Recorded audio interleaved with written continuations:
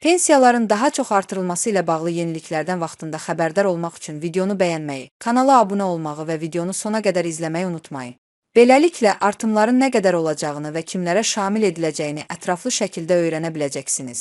Hər ilin yanvar ayında əmək pensiyaları indeksləşdirilərək artırılır və 2026-cı ilin yanvar ayından da bütün növ əmək pensiyalarının artırılması həyata keçiriləcək. Bu sözləri Bakusa açıqlamasında Milli Məclisin Əmək və Sosial Siyasət Komitəsinin üzvü, millət vəkili Vüqar Bayramov bildirib. Deputat əlavə edib ki, hazırda əmək pensiyalarının 3 növü var. Bunlar yaşa və əlilliyə görə əmək pensiyaları, eyni zamanda valideynlərini itirməyə görə əmək pensiyası. Hər üç pensiya indeksləşdirmə nəticəsində növbəti ilin yanvarından etibarən artımları müşahidə edəcək.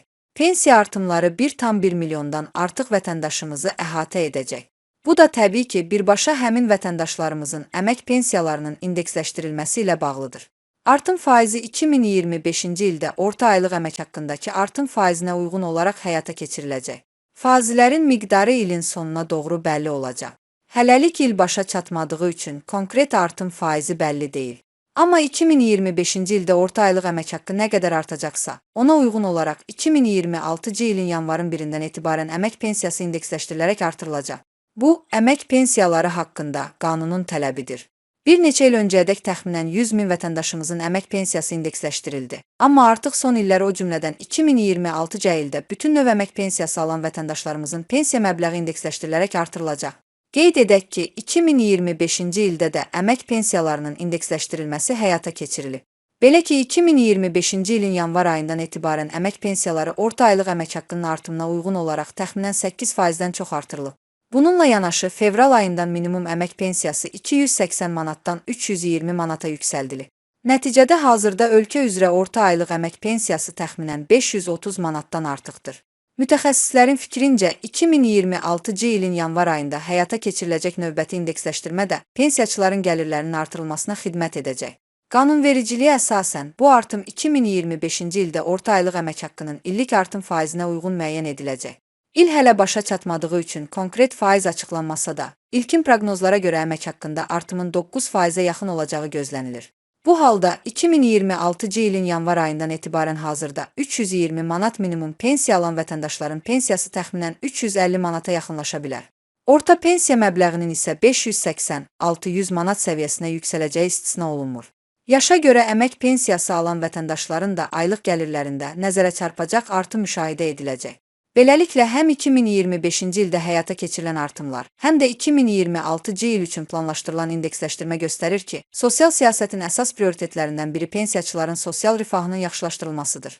Bu artımlar təxminən 1,1 milyondan artıq vətəndaşı əhatə etməklə onların gəlirlərinin inflyasiya fonunda qorunmasına və həyat səviyyəsinin yüksəldilməsinə xidmət edir. 2025-ci ildə həyata keçirilən indeksləşdirmə nəticəsində həm yaşa görə, həm də əlilliyə görə əmək pensiyalarında artımlar qeydə alınıb.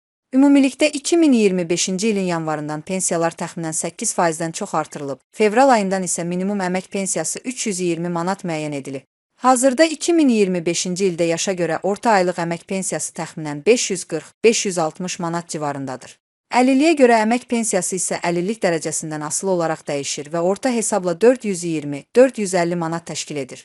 Bu fərq əsasən yaşa görə pensiyaların əmək stajı və ödənilmiş sosial sığorta haqları ilə daha sıx bağlı olması ilə izah olunur. 2026-cı ilin yanvar ayından isə əmək pensiyalarının növbəti dəfə indeksləşdirilməsi nəzərdə tutulur. Qanuna əsasən, artım faizi 2025-ci ildə orta aylıq əmək haqqının artımına uyğun olacaq. İlkin proqnozlara görə bu artımın 9%-ə yaxın olacağı gözlənilir. Bu artım baş verdiyi təqdirdə 2025-ci ildə 550 manat yaşa görə əmək pensiyası alan vətəndaş 2026-cı ilin yanvarından etibarən təxminən 600 manat civarında pensiya alacaq.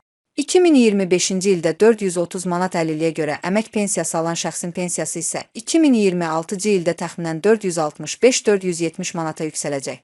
Minimum pensiya alanlar üçün 2026-cı ildə məbləğin 350 manata yaxınlaşması ehtimal olunur. Beləliklə, 2026-cı ildə də hər iki pensiya növü üzrə artımlar təmin olunacaq. Lakin yaşa görə əmək pensiyalarında məbləğlər daha yüksək qalacaq, əlilliyə görə pensiyalarda isə artım nisbətən aşağı olsa da, indeksləşdirmə mexanizmi həmin pensiyaçıların da gəlirlərinin qorunmasına imkan verəcək.